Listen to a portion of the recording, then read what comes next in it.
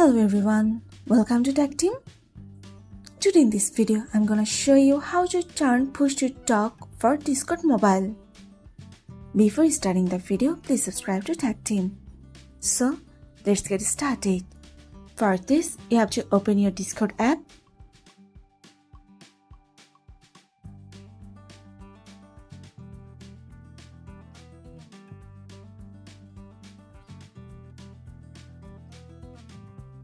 Now go to your account.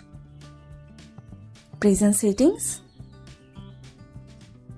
Now scroll down. Click on voice. Now here you can see the option of input mode. Press on this. Now if you want to turn on push to talk for your Discord mobile, you just have to select here push to talk. That's it. So guys, that's it. You can do this. I think this video is very helpful to you.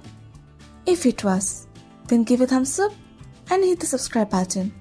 And thanks for watching.